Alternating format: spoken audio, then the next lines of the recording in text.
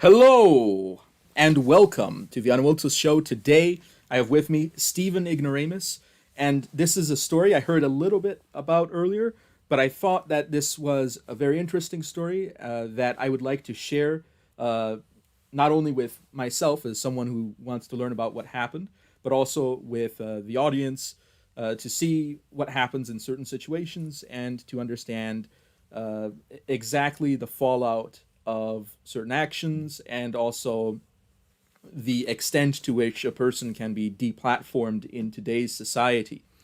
So, anyway, I heard that your bank requested you to close your bank accounts. Is that correct?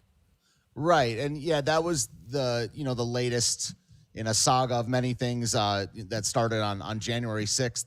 And I got this, I checked my mail about a week ago, and it basically just said, so I banked with Wells Fargo, and they were they were kind enough to not kick me out like on the spot. I say that kind of tongue in cheek. I think it's very wrong. People deplatforming and what you might call canceling in general, I think is pretty wrong to do for, um, you know, when a person hasn't committed crimes against other people or hurt another person. I think it's wrong, and I think a person should have the right to bank in peace or conduct business in peace. But basically, they said that all three of my bank accounts are going to be closed out on June 3rd, so in a month. And I'm trying to appeal and stuff, but I don't think it's going to work because it says on the written notice that the bank's decision to close your accounts is final. They reserve the right to close the account sooner than June 3rd if they want. So I got to find elsewhere to bank with. And I'm kind of scared that if I try at another place, they're just going to say no anyway. Because of my reputation or whatever. So that's where we're at a little bit right now. Yes, and that's particularly concerning in today's society where for most people, banking, being involved in some kind of financial institution is almost a necessity.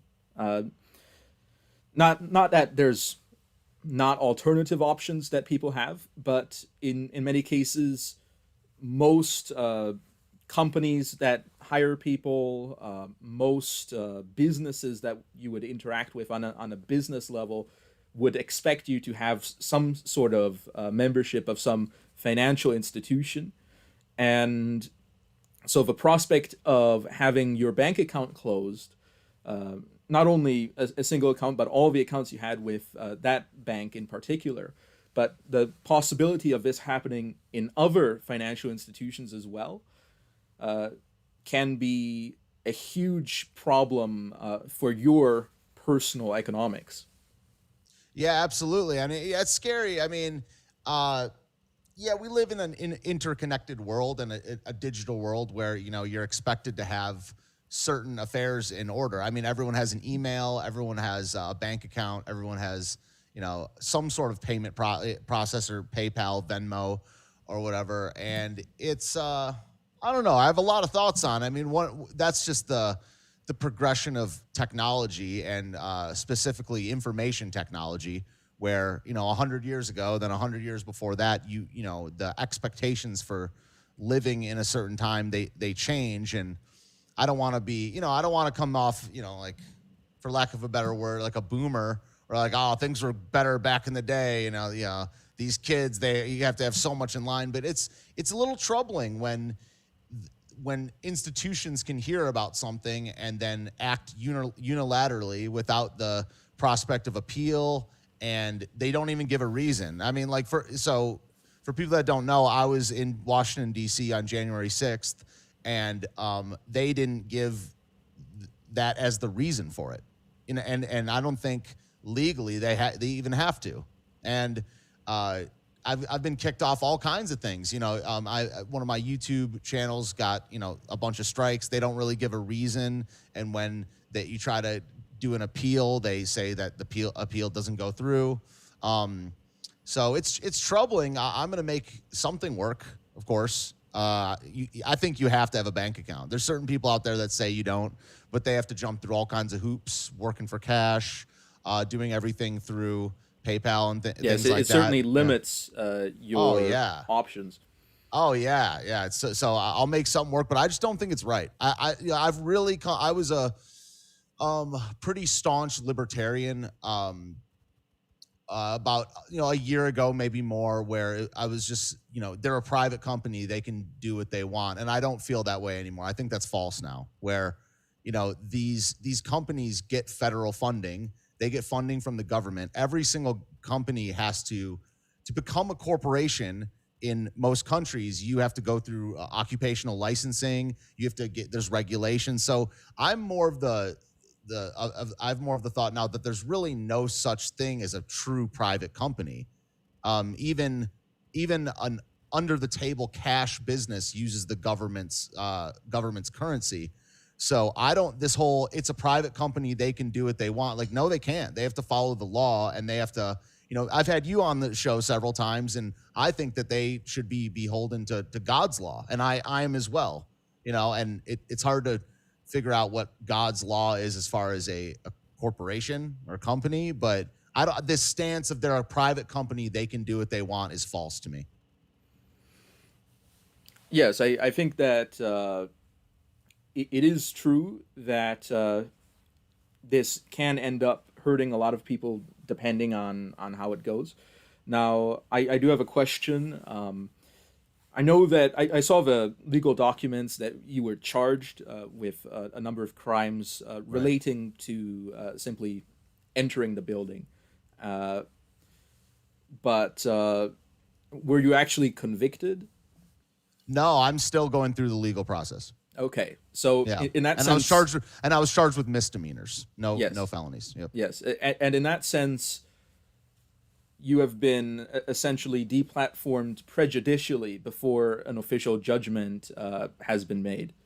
Oh, yeah, absolutely. And everyone has. I don't know. I haven't heard a single person through this process that has gotten convicted yet. It's all, the whole, and I feel kind of lame even calling it cancel culture, because, I've always, like, it's just a term, and it's kind of, I don't know, like I said, kind of lame, but it's true that the court of public opinion, or it's really a guilty until proven innocent. The Airbnb thing, I got kicked off of Airbnb. That happened because of a news article, and all these hit pieces or pieces that were written about me and others were all every single thing was done prior to any sort of conviction or proving anything in court. Yeah, it's all prior to that. Yes. So do you believe that the bank went out of their way to look this up about you, or do you think that people went and contacted the bank? I um I well, I would say a little bit of both. But like what they say on these notices, they went through, what does it say? They perform ongoing reviews of its account relationships in connection with the bank's responsibility to manage risks in its banking operations. Now, the language of that indicates that they did the investigating themselves, but I have no reason to believe that they're telling the truth. I think they can basically say and do whatever they want. So if someone tipped them off or talked, then they don't have to say that. Why would you? But I think it's a little bit of both. They probably have people either reading news articles or, this January 6th thing was a historical event that, was pretty unprecedented. So, I'm sure big corporations have people on their staff looking into it, but so many people bank with Wells Fargo that I don't know. Like, maybe they had the list of people that got in trouble, and they just went through it to see if all of them were, if any of them were banking with their company, or someone could have also tipped them off. I mean, I got fired from my job, January 8th, and that was because people were mass calling my place of work and demanding that I be fired. So I would say probably a little bit of both. But with such a big company, it's hard to know for sure. Yep. And I suppose I would also then say, in regards to the bank, of course, it would make sense that they would want your money in there from an economic perspective, because whether or not you get convicted of a misdemeanor, that doesn't really affect the internals of the bank really, because you're not on the board of directors or anything related to that. So economically speaking, that doesn't really seem to be a real motivation for this to happen. Yeah. Do you owe a lot of money to the bank? No, no, I'm in no debt at all. I'm a good customer. I've been a good customer for Yeah. over 10 years. I mean, maybe if I owed them money, it'd be more, they would have more of a reason to keep me around. Because, they're making money off of that. But no, I just think that I'm a small fish, and the stink of my reputation, it outweighs the amount of money I make them.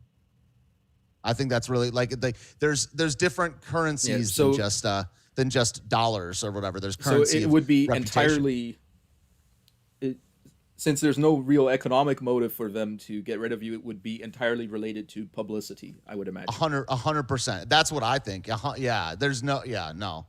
Yeah. It would be insane to think that it was economic at all. I mean, well, indirectly economic. That's would be because if people are not going to bank with people that keep people like me around, then that would lose them money. Well, So but yeah, in a way, that's Wells Fargo is a large company. huge. Yeah. Yeah, that's like saying, oh, that's like saying that if let's say Derek Chauvin went to Walmart, that people would not want to shop at Walmart. Yeah. Yeah, and exactly. It doesn't make sense to me. I don't think it's through the realm. I don't think many things are to be seen through the realm of sense these days, or reason from a common person's perspective. I see it more of a power thing, an optics thing. I think a lot of it is optics. They just can't be seen, and they can't take the risk of that. Like, for instance, when I got fired in January, I was one of the best teachers in my company's history. I had the retention. I retained more students than most teachers. Like, I was making them money hand over fist. So it was just, at the end of the day, it's like an optics, an exposure to stink, a reputation thing. It's not it's not a dollars thing really at all. Yeah, and just for the record, I want to say that personally speaking, I don't think that you should have entered the building. But that doesn't, in my view, that doesn't make you the worst person in the world. Yeah. Yeah. Yeah. I mean, so can I ask why? Um, I would say because situationally speaking, it if the building is being evacuated and you then enter into the building, on a situational perspective, that makes the entry of the building seem illegitimate for whatever reason. Yeah. Yeah. Or Yeah. I hear you. I mean, I don't. It's kind of like you get it. I don't know if it's the gray area, but it's kind of a debatable area where, I mean, I was streaming. I wasn't protesting. I wasn't picketing. I wasn't hurting anyone. I wasn't. I was live streaming. And I think, in hindsight, I don't know, my life, it also depends on what someone means by should or shouldn't. Like, legally shouldn't have, morally. Like, I don't think I did anything morally wrong. Because I didn't hurt anyone. I didn't take anything.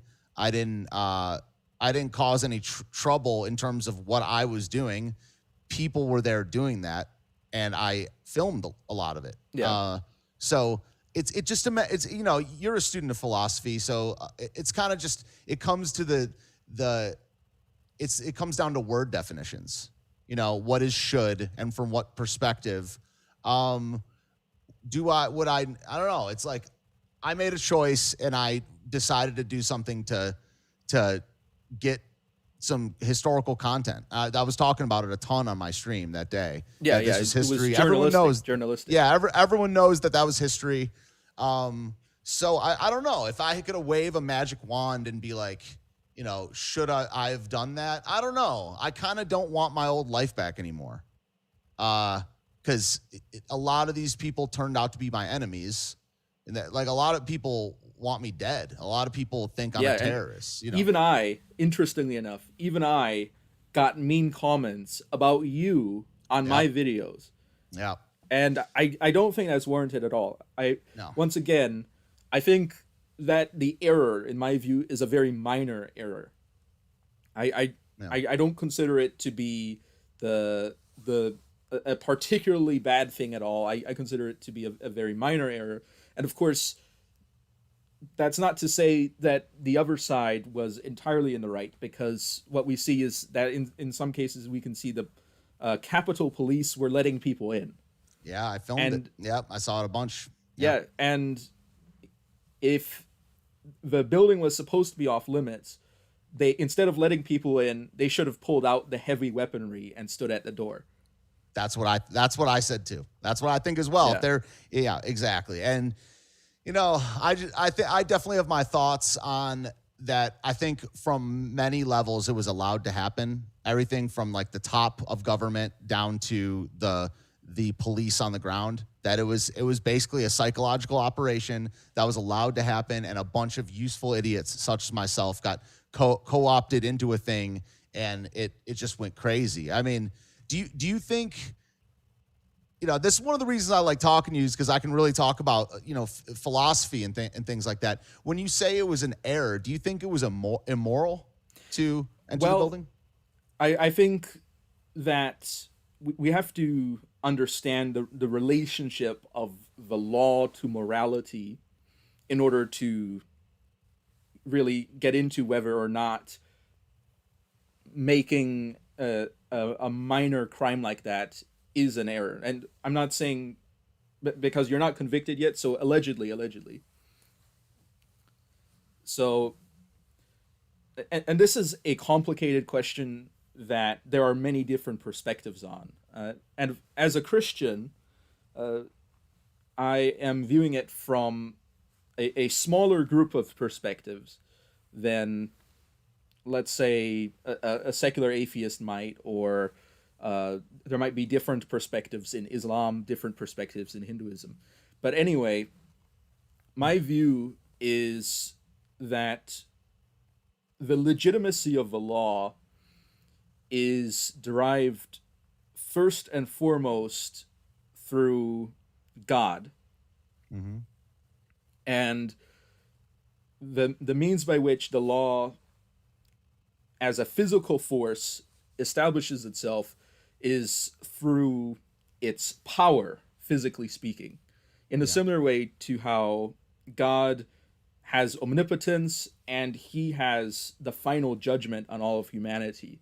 And that is how he establishes his justice on everyone. And in a similar way, the government establishes its justice. Now, that being said, even though God establishes countries and he gives them authority, the countries themselves are not perfect in how they are. So in some cases, the law itself fails. And what I think happened in January was that the law failed in the case of the policemen letting people in when they shouldn't have, legally speaking. And however, the law nevertheless reestablished itself, as in the US government is still here. There's still people that enforce the laws, even though the people at the scene perhaps weren't as harsh as they should have been, legally speaking, according to the laws that were made. So I as a Christian believe that we have a responsibility to obey the authorities that God has placed over us. The one exception being if, in obedience of the authority, we would have to be disobedient to the higher Right. authority, which is God in that case. Yeah, and that makes sense. What's your view on public property? You know, that's what I kind of think about a lot, because, you know, if the people, you know, for the people, of the people, by the people, you know, if we're the supposedly in this in this system, we're, you know, not above government, but the people, it's a representative government. You're representing the Yeah. people, and taxpayers fund had paid for everything at any public property taxpayers have paid for, unless it was some sort of donation or benefactor, something like that. Um, that's what I don't really understand, is how, if it's public property, how can you trespass in it? And that's actually an interesting question because because we have to understand that there's a difference between legal theory and legal function. Mm, Because the idea of public property is a legal theory. That is to say, theoretically, according to what the government says, the public property belongs to the public. But in practice, in function, it's actually managed by the government as a corporation. yeah. So, in that sense, there's such a thing as a distinction between legal reality and legal fiction, where legal fiction is something the government says that in the real world and logically speaking is not true. For example, there's a legal fiction in regards to marijuana, where if uh, people can be arrested for possessing marijuana if they have it, let's say, in their hand, but not if they've consumed it, because even though theoretically speaking, logically speaking, they obviously would have to be in possession of it to consume it. Right. But the legal Yeah. fiction is that that's actually not the same. Yep. And I Yeah. would say a similar thing exists in public property, where the property is considered to belong to the people, but in practice it belongs to a corporation that rules over the people. Yeah. That's good. It's a good point. I mean, but then, but in function, the police let people in. Yeah. You know, so and so, yeah, I don't know. It's interesting. I mean, I tend to think that, you know, I don't know if you believe in like common law or whatever. I mean, we're in a common law system technically, and if no life, liberty, or property is kind of violated, it's, you know, there's a lot of stuff out there that says that. I mean, do you know the difference between like illegal and unlawful? Well, I suppose there's different ways to define it.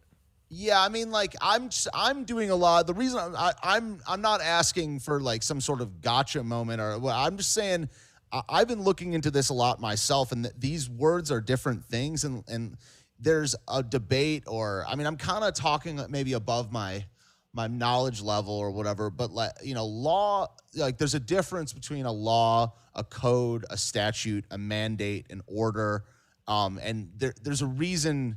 Obviously, you know, different words have different meanings, and in the law, in courtrooms and things like that, they use words with, like, you know, pinpoint accuracy.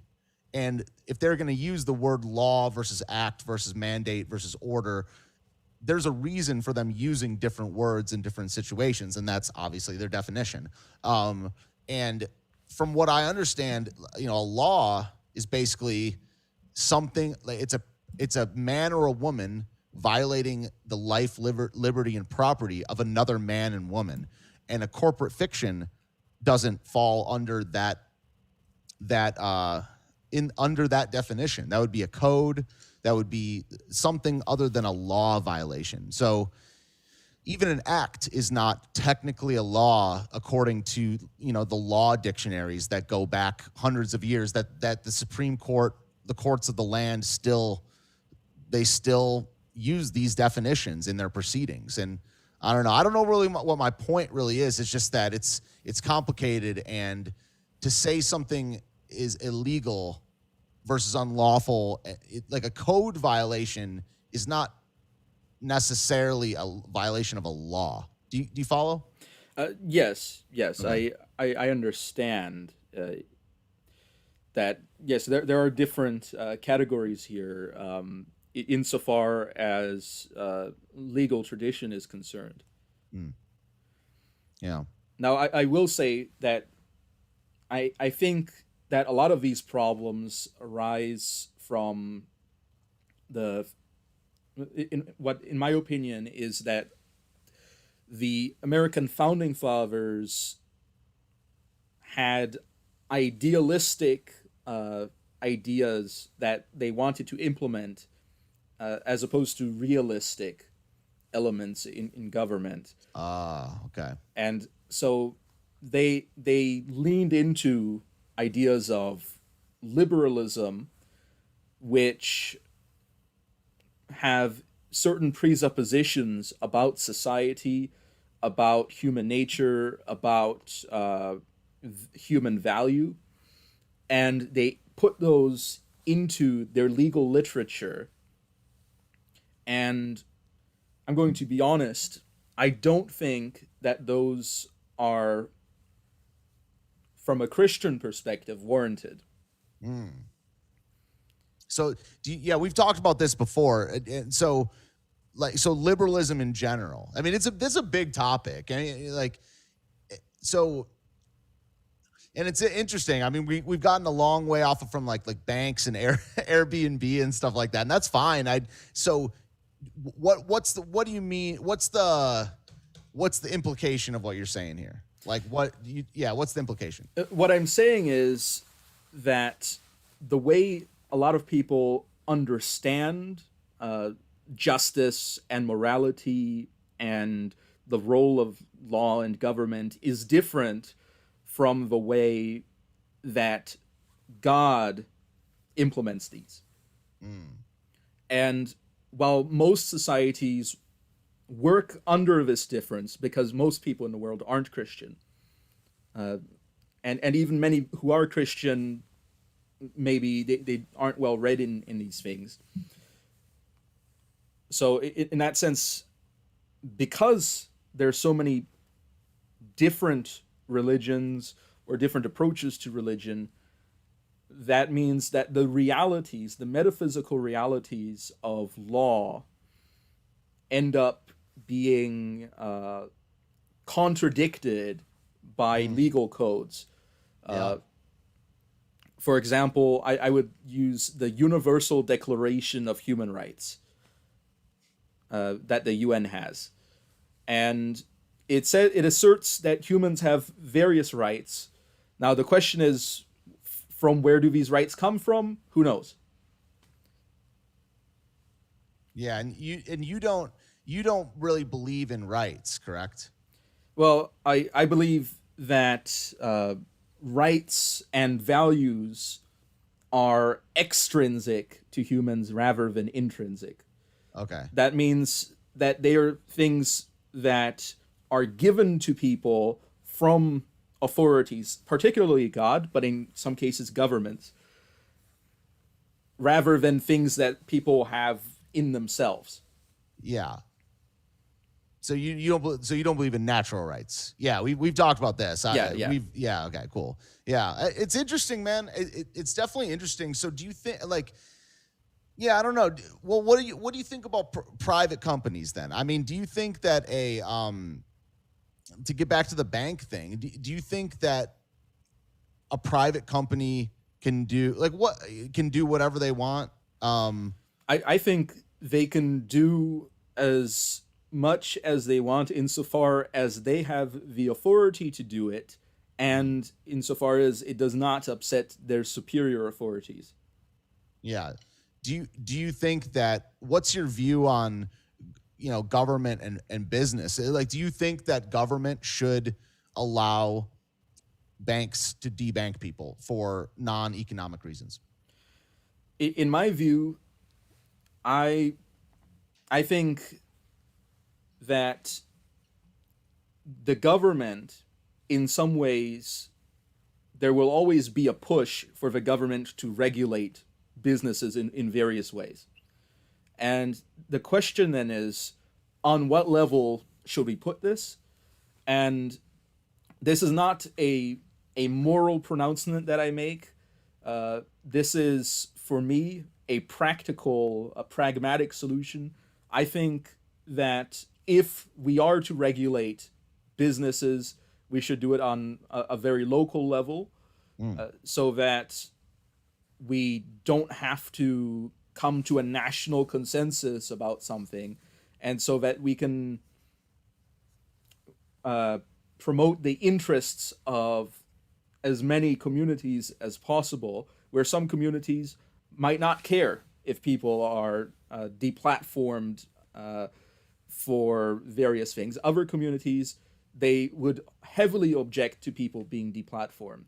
Yeah. And rather than saying we have to have it all one way or the other and increasing political tension and conflict on a national level, I think to me, it makes sense to decentralize that. Right. And it's kind of, yeah, having one system, or a system that is overarching. Even, these places, these banks are multinational, they're international, and it breeds a lot of strife. I mean, I'm mad at these people. I hate YouTube, man. I mean, there's a lot of places to stream and things like that, but when someone can just make a decision without recourse and without providing a reason, and the decision is final, like I'm not, I'm a below average angry guy. Like I don't have a bunch of anger in me.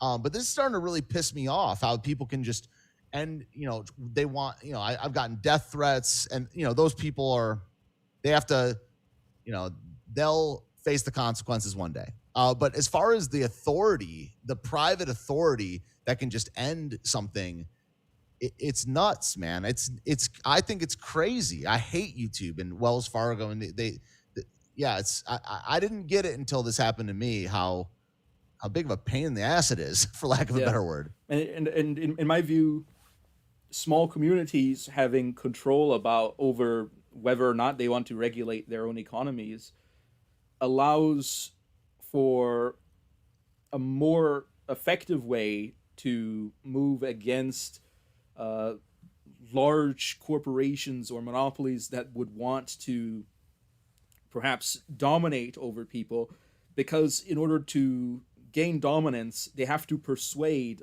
many more people than they would if it were all centralized and they simply go and lobby someone in Washington.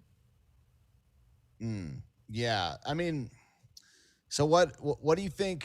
I don't know. I don't want to get your channel in trouble or whatever, because I mean, I've gotten strikes lately for, questioning what I've now come to realize was the realest election of all time, and Joe Biden is the most legitimate president of all time, if you know what I mean. Do you think the people on that day, I don't know, like if you were, I'm trying to get hypothetical here. Like if you were in charge of the government, you would have, as you said, brought out the heavy guns, the heavy force, and just not let anyone in at all into that place. But do you think that those people had a gripe, or had a legitimate grievance or gripe to want to protest, or do you think they had a legitimate grievance? I think that in the context of the United States, many of these people in school, they had read some works perhaps by Thomas Jefferson. Mm-hmm. And under Thomas Jefferson's philosophy, if you're disenfranchised, then it legitimizes political force. Yep. And that's why after the event, I referred to the protesters as Jeffersonians. Yep. Because I think that's... You tagged me in a Twitter post. I forgot about that. I forgot you said that in a tweet and tagged me in it. I forgot about this until right now. Yeah, but I think it's accurate, because these people, they don't want a radical change in how things are. What they want is, I guess, the old gripe: no taxation without representation. Now, do I think that the government being oppressive legitimizes political violence? Actually, I don't. Mm-hmm.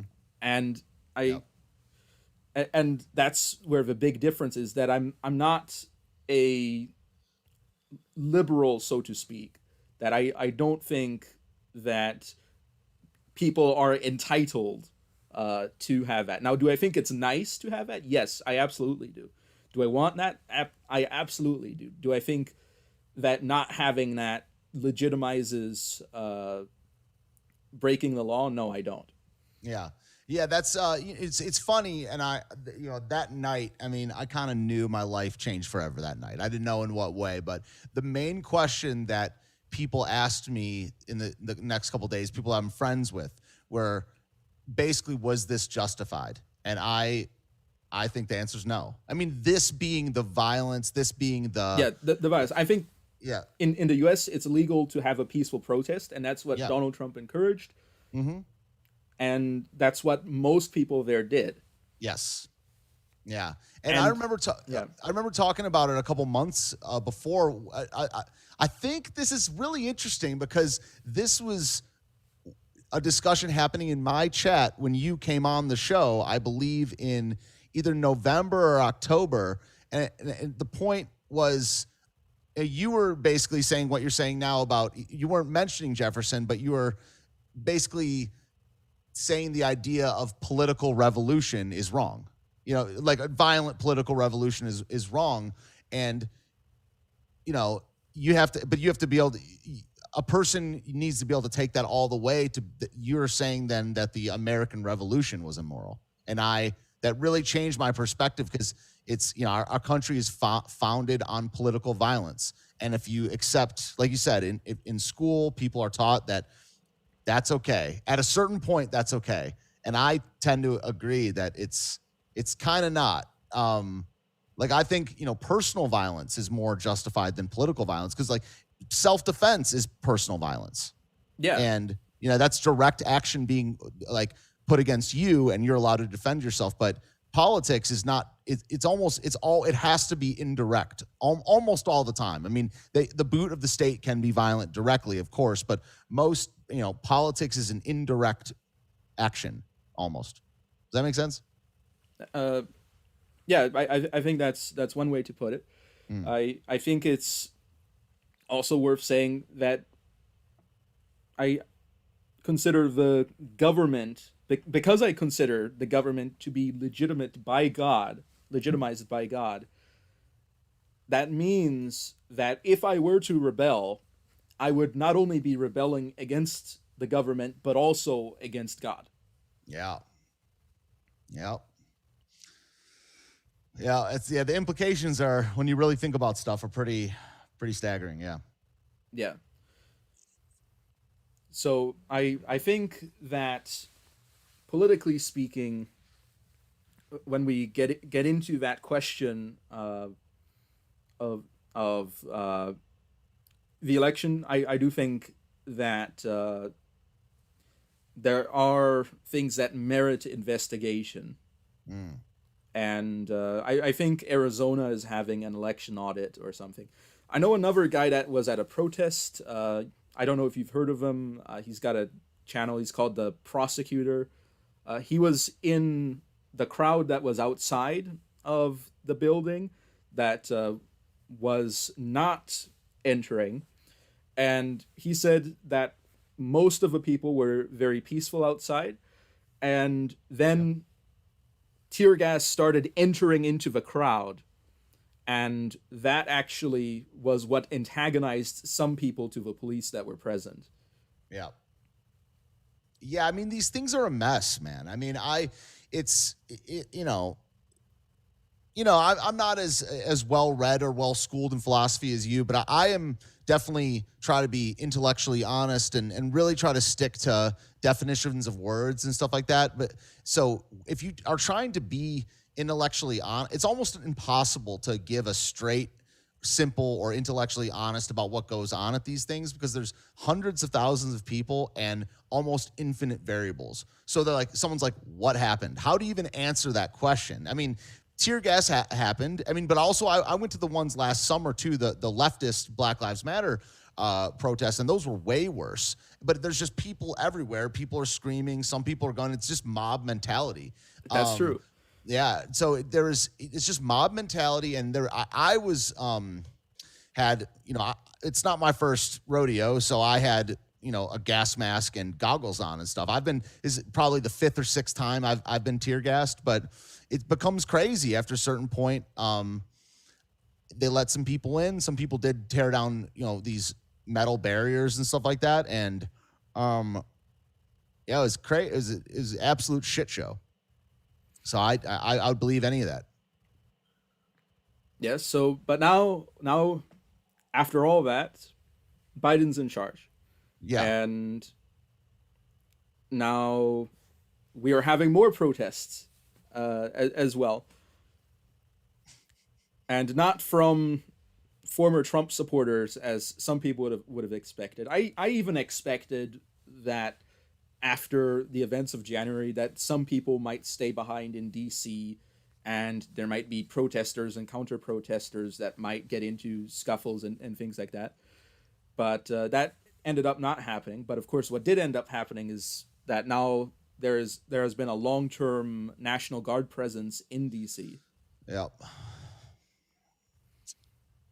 Yeah, I mean, they crack down so hard, and I just think that the mainstream right wing is just I don't know what's wrong with them. They've been either demoralized, or they're very compliant, or something where their will has been broken.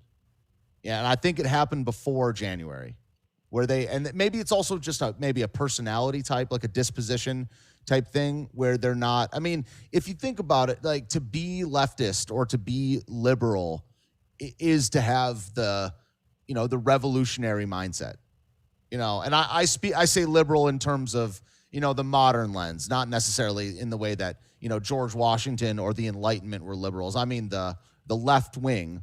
To be a leftist is to be a revolutionary at a certain point, because you want things to change. And the right wing, a conservative, is more of a traditionalist, is more of live and let live, even that, kind of falls a little short. But I think that the way the right wing is treated by the mainstream is very unfair. It's very inconsistent and hypocritical. They just do the right wing really, really dirty, as far as I'm concerned, and they continue to do so. And some people would react a certain way, they would fight back, or they would, do something. But the right wing has not. They have not done it. They're not the protesting type. The left wing radicals are the protesting, sit in, occupy town for 2 weeks crowd, and the right wing is not. Yeah. Do you think that Donald Trump has been a positive influence on the American right? Positive influence on the American right. Compared to what you would call conservative Inc., absolutely. Compared to, like, the goodness of God, absolutely not. I think that there's some good things about Donald Trump, and he's way better than the way I see it is Conservative Inc., the mainstream conservatives are essentially slow driving progressives. They're for big government or expansion of the debt. They're for expansion of foreign wars. I mean, they're essentially terrible from my worldview, the mainstream right wing. But they're like liberals to me, and the progressives are insane to me. But I don't know. In some ways, yes, but look where it got us. Look where it got us. So if you had to, if there was a gun to my head, I would say no. Yeah, in my opinion, I think that Donald Trump, he didn't really push the party in any particularly conservative direction. He essentially co-opted the neoconservatives and sidelined the more left wing neoconservatives, but also sidelined a lot of the paleoconservatives, and so sort of made a centrist compromise position. And what I think is most unfortunate about this is that currently what Republicans campaign on is whether or not they support Donald Trump, rather than campaigning on what they're actually in favor for in regards to principles. The Republican Party in 2016 didn't put out, sorry, not 2016, in 2020, they did not put out a party platform. All they did was follow Trump's second term agenda. And we had made a video on that. Yeah. And so, Yeah. in my view, I don't think that he has been a particularly positive influence on the American right, particularly conservatives. I think, however, that some of the people surrounding him have been an even greater negative influence in how things have developed. Because I think that there was a potential in the Tea Party movement, among others, to move things in a different direction. But I think that Donald Trump coming onto the scene, he essentially canceled all those other movements and absorbed everything into himself. There were some people who were sort of left out, and some people who switched over to the Democrats. But I don't think that he was particularly effective, at least in a conservative perspective. Do you think that what do you think is the role of personality type and rhetoric, speech pattern, and, like, dare I say, attitude in a politician? Do you think that has a place? So, because I think that that's a good thing about Trump. If we just don't talk about policy at all for a little bit, just in terms of that, that's why a lot of his fans liked Donald Trump. He's a fighter. He's brash. He was confident. He embodied the American spirit in a non-policy way. I mean, I liked that about him, and I also liked that he, at least purported to be very pro-life. And I don't see, the right wing, you're really condemning abortion in the way that I would want. I like those things about Trump. And I would say that at this point, I mean, I'm kind of maybe what you would call a paleo-conservative, maybe. And I hear what you're saying, but yeah, what do you think the role of, like, rhetoric and, personality type, does that have a place in government? Well, I think it is certainly useful. It's good for publicity. Trump's particular style, I was put off by it because, in my view, it lacked a lot of substance.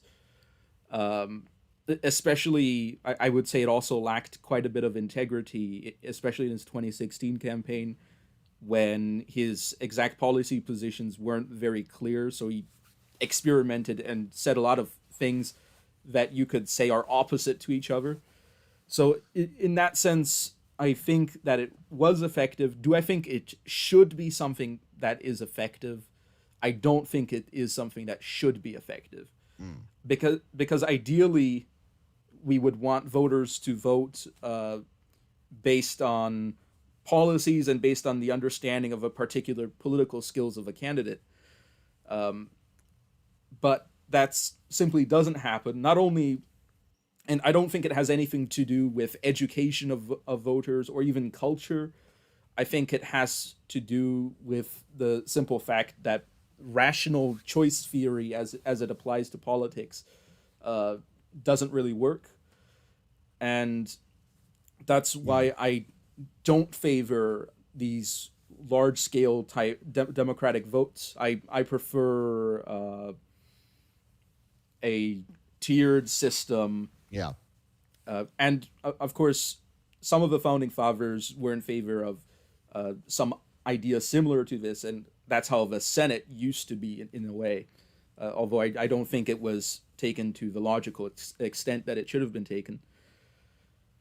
But You mean where like the state legislature picked their senators, right? Is yeah, that I, how I it was think in the that that's beginning? better than what we have now. Yeah, I agree. Yeah. Yeah. Yeah, I think that democracy in general, democracy is kind of a mess. Yeah. Well, what Yeah. happens is what we have currently in the U.S. is uh, leaning into a plutocracy, because what you can look at statistically is how much people spend on their campaigns, and the person that spends more is statistically much more likely to win. Right. And that means that what they're gaining in power isn't exactly uh, through their exact oratory skills or through the people siding with their positions. It's more that they spend a lot of money on publicity. Now, it's not as bad as, let's say, people literally going up to the Supreme Court and buying offices. That would be a lot worse. But Yeah. uh, I do think that it is bad, however, that people essentially are buying offices, not from the government, but from media companies, essentially. Yeah. I mean, so do you think, I mean, the media, the public private sector, I mean, do you, it's very common to say that, cancel culture is essentially fascism, I don't know. I mean, I don't know whether that's true or not. I've certainly said that a couple times, that the government doesn't need to deplatform people because they can just get the private companies to do it. And the reason I'm asking, I mean, we were talking about the banking thing earlier, but you just brought up the media. But yeah, what would you rather, a full private sector that can do what they want, or complete government control over the private sector? Like full libertarianism, or like almost communism? If I had to pick between one of the two, I would probably fully deregulate. Mm-hmm. Yeah. If I had to pick between totalitarianism Right. and the night watchman state, Yeah. I would fully deregulate and go night watchman, uh, Mm-hmm. because I think it's more efficient under a free market. I do think that that economic theory is true and useful. However, do I think that that's ideal? Do I think that that's the best? No, I would prefer to at least give communities the power to regulate themselves and to prevent abuses, because although the libertarians will argue, oh, they'll simply choose not to do business with X person, but I think that there's a lot of ways that it can be exploited. There's a lot of ways where you can have uh, a traveling snake oil salesman who doesn't work on reputation because he's traveling around. So in that sense, there's ways to circumvent the reliability of a market, and there's also people that, as people, simply don't want to live in a free market. Mm. Yeah. And rather than having to go to war every few years over that, I think it makes sense to allow them not to have it if they don't want it. Right. Yeah. And it's like that in that way, the free market can be anti-freedom.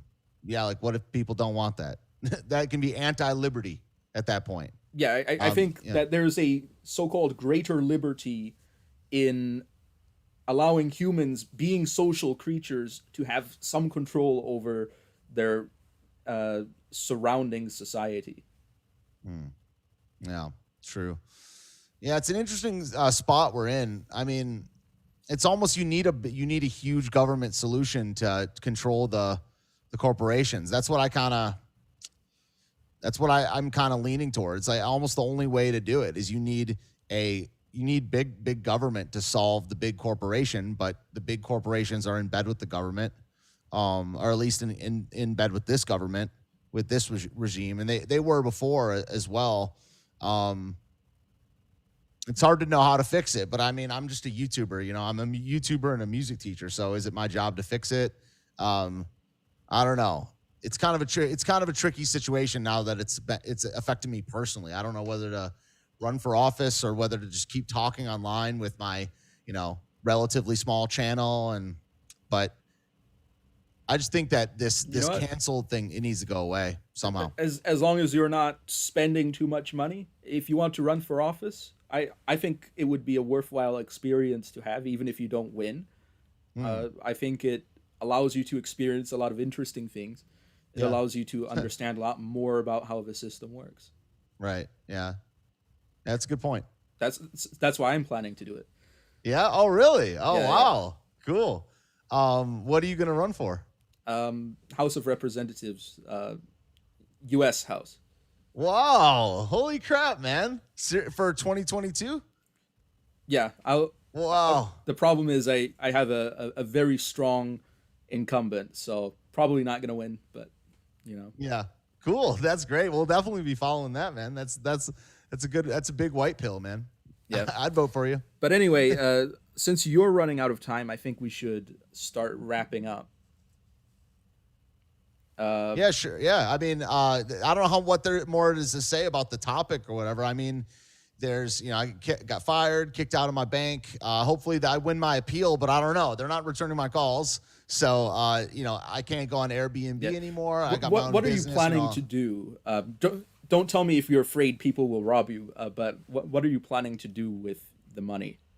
Well, with the money that's in the bank, Yeah.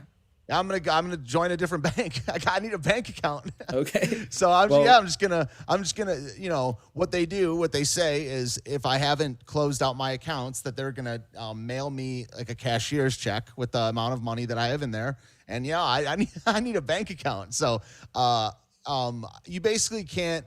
I also am a big fan of cryptocurrency, so you can't even cash out your crypto if you don't have a bank account. So I'm gonna get a bank account. Yeah, I can't be in the cash business. It's crazy, man. I'm on the computer all day. I need to go digital. So Yeah. that's it. Yeah. Well, anyway, I hope that gets resolved. I hope that we both may grow in our understanding and love for God as well. Yeah, I totally agree with that. Yeah. That's it's hard for me to prioritize that sometime. I mean, I don't really, I'm looking for a church. It's still hard for me to, decide on what, denomination or whatever I believe in or whatever. Yeah, we could do a show on that. We could talk about denominations.